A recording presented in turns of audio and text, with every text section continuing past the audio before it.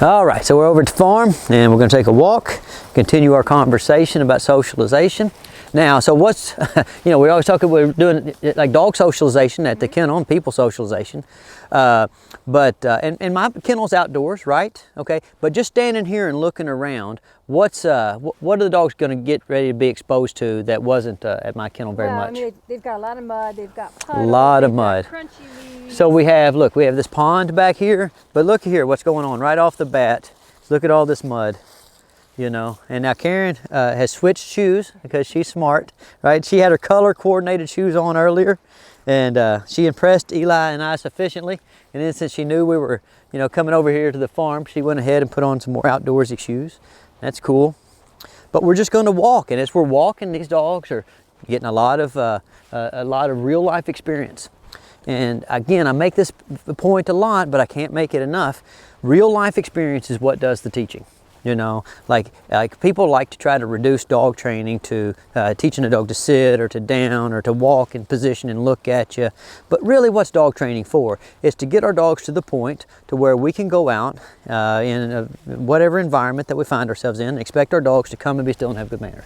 Right? Yep. There we go, that's it. And also to refrain from dangerous, destructive, or rude behavior. Like for example,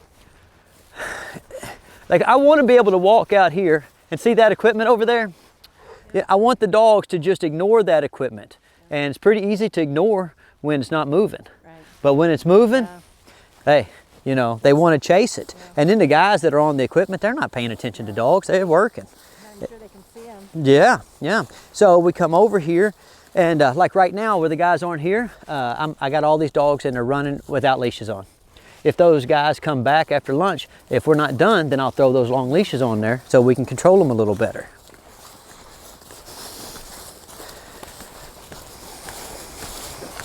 Now you'll notice that I'm not micromanaging. I'm just kind of keeping an eye on everybody.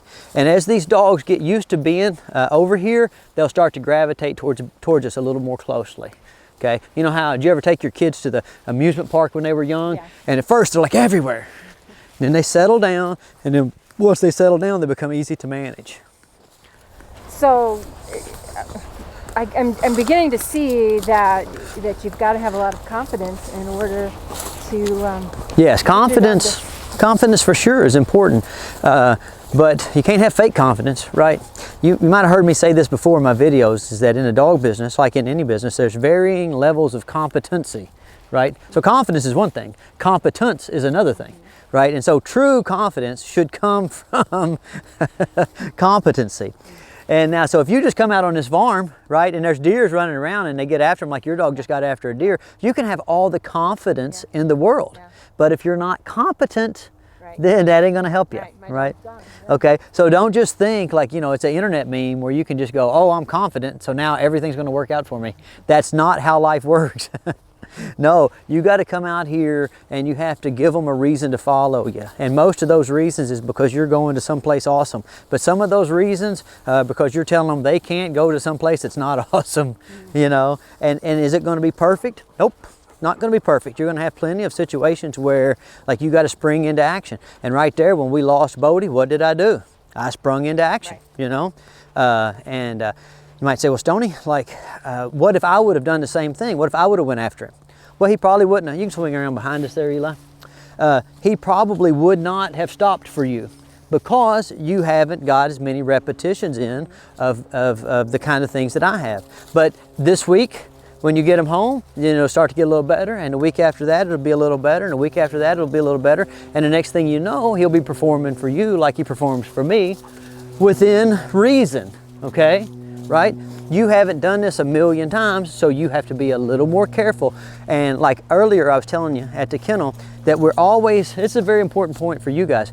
In dog training, you're always kind of riding that line between training and management.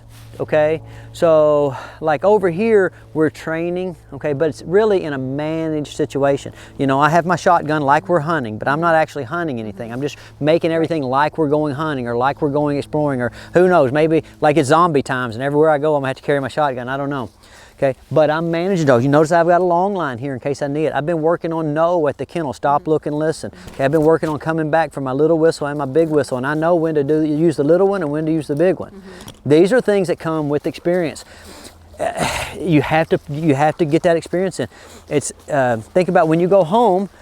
Think about it like getting a boat. Like if you get a boat, you practice swimming before you get in the boat, not when you fall out. Okay, so you're going to go home and you're going to put yourself in situations like this on your farm. And your farm's not the same because it's not a row crop farm. It doesn't have deer everywhere. It's not as distracting, but you're going to need to put yourself in situations and then practice in those situations. And if you don't have quite the amount of vocal inflection control that I have, then you use your long line. All right, so you saw what happened there. Bodie, he's off there eating deer poop or something, and like he kind of let us get on down here a little way. He's got 60, 70 yards away, and then so I blew my whistle for him, and I blew my whistle for him again, and like he got that look. And they'll get this look on you guys, like they'll look at you. It's kind of like, you know how when you're driving real fast and you pass the police and they turn their lights on, but that exit's right up there. It's real touch or go whether you try to make that exit or not, you know. Do you try to make the exit? I don't get pulled over.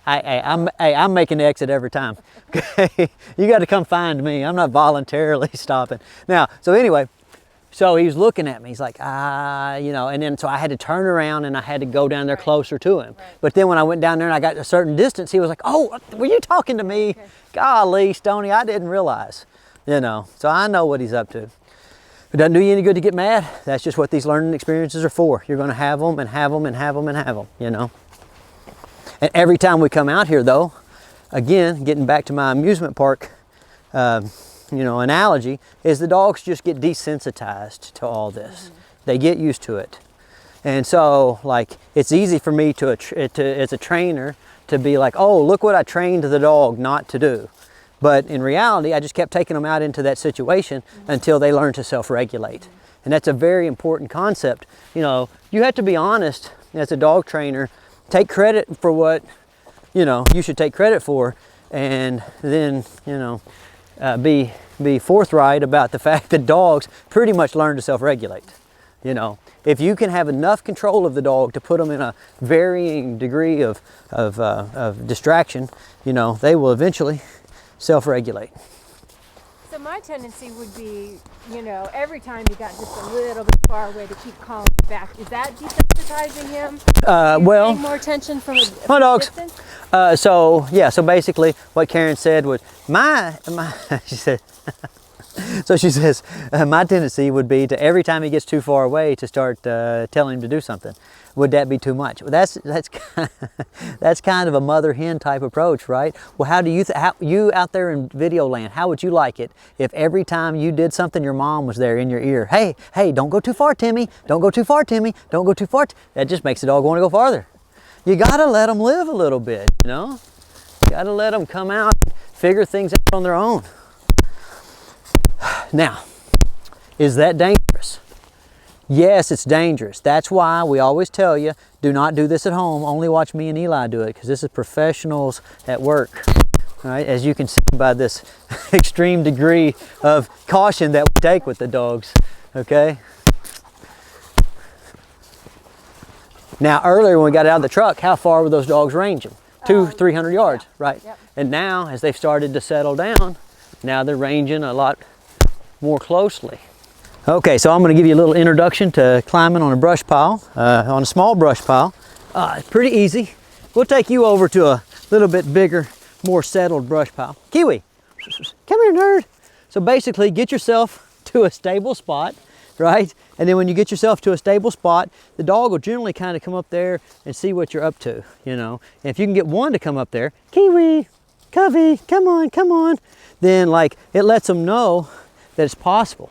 So I'm going to give this dog some appreciation just for getting up there a little bit.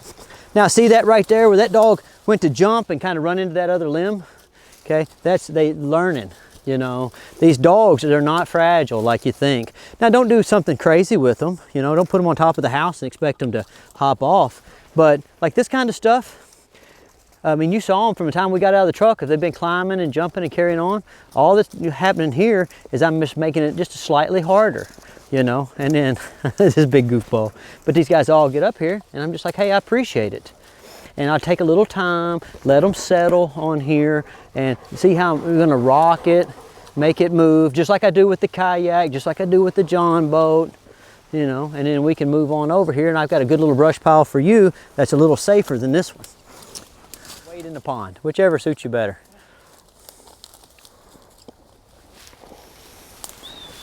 Puppies! Puppies! Oh, look, right there. Swing around in front there, Eli. Nice! Puppies! Dang, nice. Good job. There you go. Good job. Load them down with that love and attention and treats. Good, very nice. Get Kiwi up there. Oh, sweetie. Such a good girl. Come on. Oh, good dog. Well, little one, there you go. Go, Covey. Covey. Covey. Now, see, so now don't beg her, right? You gave her the opportunity. Like, you know, think about like when you're a little kid with a basketball. If a little kid's got a basketball and they look like they're out having a good time, other kids want to play. If you're like a little kid with a basketball and you're like, hey guys, look, I've got a basketball, you want to play? Then nobody wants to pay attention to you, right? So the key with the dogs is to let them know you're having a good time and let them know that you would like for them to come have a good time with you, you know, but don't be a beggar. Now look, see what happened there? You're paying attention to that one dog, and then Covey's like, hey, wait a minute, what am I missing out on here? So when you're doing this without other dogs, then you just have to be the most interesting thing up there. That's weird, because you kind of got to be interesting, right? But like if you let them know that you're being interesting just for them, then they take you for granted. It's an art, not a science. And we'll go back over to the truck and get the dogs in the pond a little bit. It's just kind of our basic routine that we do, you know, and you've seen it a million times on YouTube, but it's different when you're actually doing it, isn't it? It is. You know, like whenever the dog will get a little bit far away, you know, like the panic in your voice is evident. You know, you're like, huh, In my where's... situation, I mean, I just got roads. Yeah, know, roads. I don't Yeah. have this much wide open Sure, space. no. And if you don't have the wide open space, what are you supposed to do? Keep the long line. Put them on a long line till you can trust them, you know, because that's hard. Dogs! Practice calling them back. Good. Very nice. Good boy. Oh, come on, Covey. You can do it. Oh, where'd you go, Covey? Oh, a little treat for you. Very nice. What you're doing there where they're drinking out of those mud holes. Look, we have a pond over here that has some algae in it and stuff, and I let the dogs get in the pond, and I got 100 emails about, you know, the blue algae, or yeah. And I don't know, is that a real thing or not a real thing? I mean, I'm sure. I don't know. I mean, I've had people tell me about it. Yeah, it's like if somebody hears it on the TV or hears it on the NPR, like now they're enough of an expert that they need to email you and tell you. Now, the neat thing, Karen, is in the summertime, this pond, it has so many frogs in it, you can't believe it. And these dogs get out here and chase these frogs and stuff. You know, we just kind of walk around.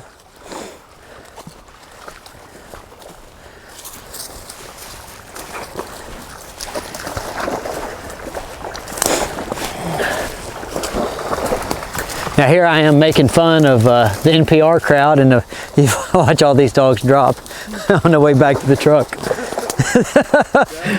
That would be our life. Then I'll be like, well, dang. I'd put it on YouTube anyway though, because I like to keep it real. What is it? Duckweed? Ah, okay.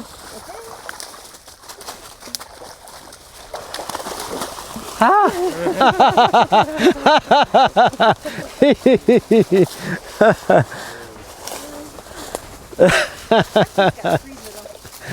That was funny. You were asking why your dog gets a little farther away. Well, the answer to that is because he gets a little farther away, you know. He's got a little bit more confidence and desire to hunt things than, say, that little silver dog. And so that's just something that you take into account. And then when you go out and you do your training, you come home, you write that in your journal, and you realize you've got a dog that reliably stays within 50 yards or 75 yards or 200 yards. That gives you your initial metric. You know, right? Where people get in trouble, like, look, having a dog that ranges 300 yards is not a problem if you know that the dog ranges 300 yards. These dogs that run away from people, they really ain't running away from home. They're just running off and seeing stuff, and they plan on coming back later. Right. Okay, so your dog, he ranges just 70, 80, sometimes 100 yards. Now, if you want to narrow that down, okay, that's pretty easy. We don't mind where we go. That's our famous brush pile. And you haven't seen it yet, but we were just over here with the Rhodesian Ridgebacks owners, and we had your dog, and we had a Rhodesian Ridgeback, and of course they were climbing. And your dog's a good climber, so I'm gonna demonstrate. I already gave you one little demonstration, and I got you to get on a kind of a mud brush pile. Okay, this is a little bit more difficult, so I'm gonna demonstrate, and then you're gonna come up there and join me. Okay. Now, so first thing, just like rock climbing. You ever done any rock climbing? No. So I got to pick a line, right? Now, do not do this at home, people, because it's dangerous. Only professional stuntmen and dog trainers. Shout out to Mike Smith, Stunts Unlimited. But anyway, so I'm gonna pick my line. Like, where would you start off here if you were gonna? I'm gonna start over there. You're gonna start over there. All right. Okay, that's not bad. I'm gonna start right over here. Okay. And now you'll notice what the dogs do is they'll come up here and they're trying to figure out where to walk, and so they'll kind of test it with their paws. Test it, test it, test it. The next thing you know, you're up here where you need to be. Now I'm up here, so obviously these dogs, there's a way up here, right? So now I'm gonna let the dogs on their own pick their own lines.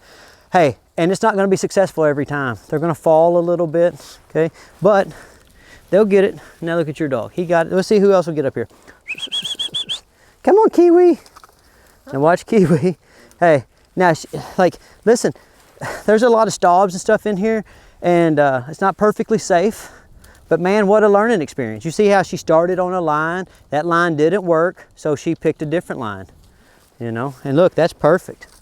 That's awesome. She get up here, I'm gonna tell her I really appreciate it. Oh my gosh.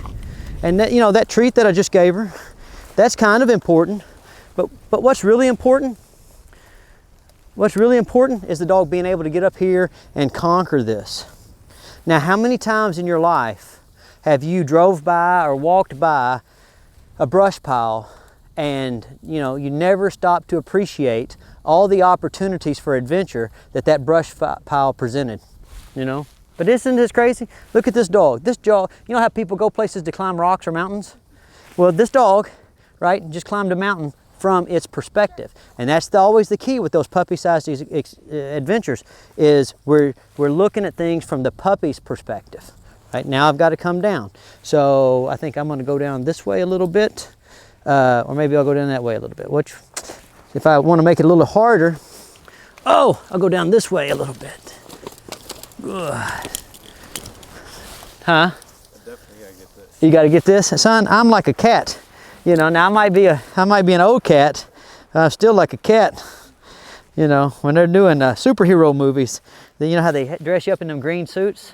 They send me that. They're like, hey, Stoney, can you show us how superheroes move? And I'm like, sure. I don't mind. I don't mind. Look at that. Dang.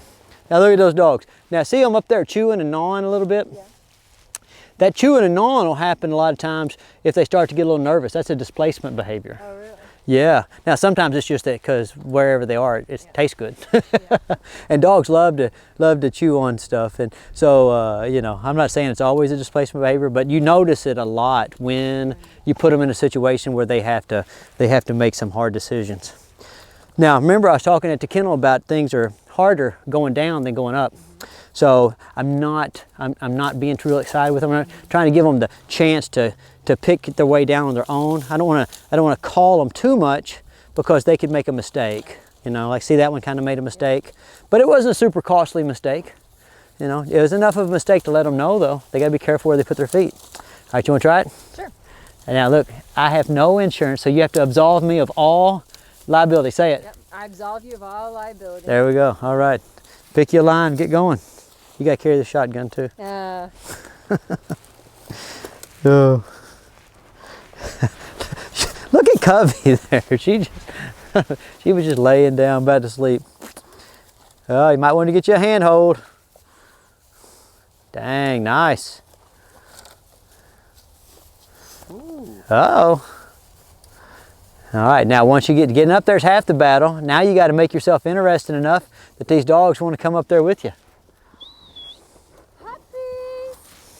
Yoo-hoo, puppies! Well, hello there. You come up to see me? Now see, he went up, he started to come up one way, and then he decided he needed a different line. Look at you. Now what's amazing, if you end up watching these videos, is to watch how the development of his ability to pick a line and place his feet in the proper positions, how that developed over the course of just a few weeks. Hi, puppies. Puppies. Puppies. Anybody else coming? Now, like see my dog, where he's a bigger dog now, he has a little bit of a hard time. When he was your dog's age, then it was easy for him to do it. And now, like he's going through an awkward gangly phase where his mind and body synergy, it's not exactly right. His body has literally outgrown his mind a little bit. So in that situation, like imagine that he hadn't had all that early socialization. You see what I'm saying? You know, imagine trying to climb this if you've never done anything physical in your life. You know, you've worked in agriculture your whole life, and so, you know, you have a pretty good read on, you know, what's required to do something physical. A lot of the people that we bring out here, like this, I mean, I might as well be asking them to dunk a basketball, you know? Good. But see, she gets up here. Now, remember what I was saying about your vocal inflection? If you get her too excited, she's going to knock you off in that hole over there, you know? Good dogs. So me personally, in this kind of position where it's fairly precarious, notice I'm not getting mobbed by dogs. You're getting mobbed by dogs because you said you wanted to party on the woodpile. You know, this ain't high school. You can't be doing that. Oh my gosh. Very nice. All right. Now, how are you going to get down? Don't be too creative. Don't try to show off like, hey, I would just go back the way you came. And you might want to reach and get you a handhold.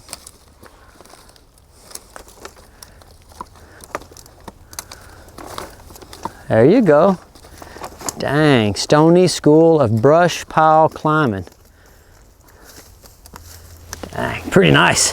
Cat-like reflexes. I appreciate that. Good. Dun, dun, dun, dun, dun, dun.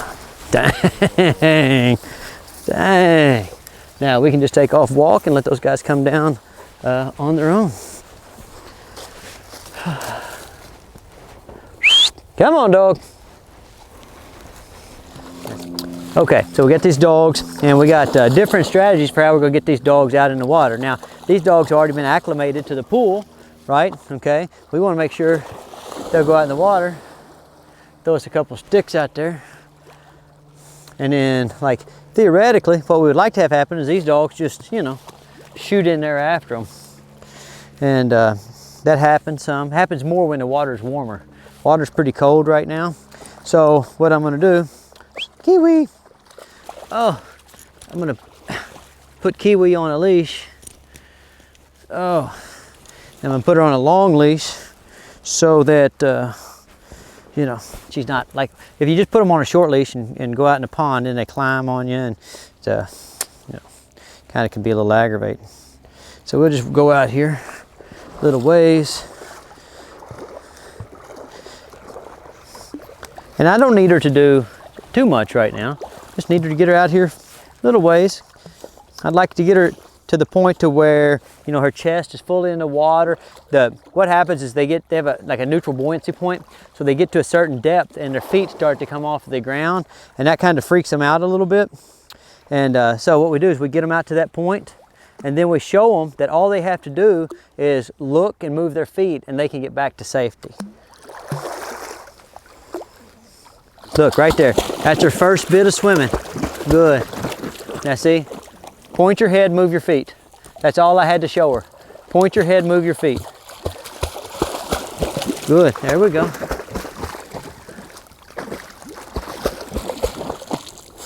Very nice.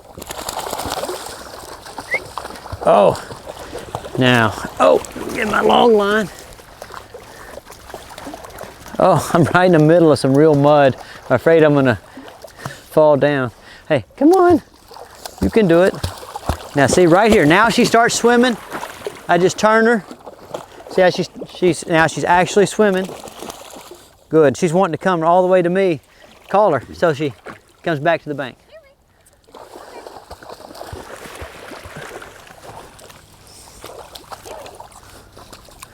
Good, now her leash is a little bit tangled up. See if you can call her out of the pond so that.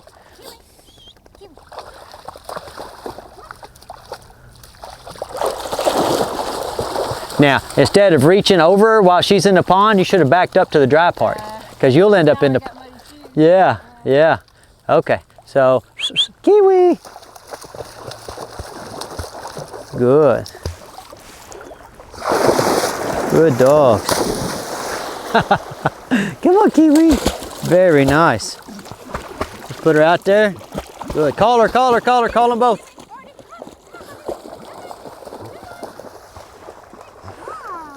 Very nice. Come on, Kiwi. Come on, Bodie. Come on. Come on, come on. You can do it. Bodie's got her leash. She's like, no, don't go. You're going to drown. Come on, Kiwi. Good. Now, you remember when you were down last time and you were helping us with the pool? You know, now this is like the next stage. Call her back.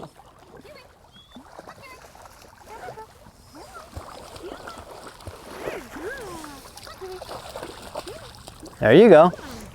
There you go. And then I'm going to call her back out here. Come on, Kiwi. Oh, come on, babies. Come on, come on. And see, my long line just helps me with that part where she hesitates. Now look, she can turn around and come right back.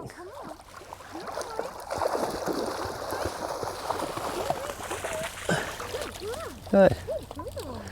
And with our most of the things, we try to keep our, you know, our rep count relatively low. So we'll get one more. Come on, Kiwi. Oh, you're doing it. Come on, come on. She's getting a little bit cold, so she might be hesitant, but the long line allows me to say, look, even if you're a little bit uncomfortable, you can do it. Come on. Very nice. I'm gonna get her out here, shoot her past me.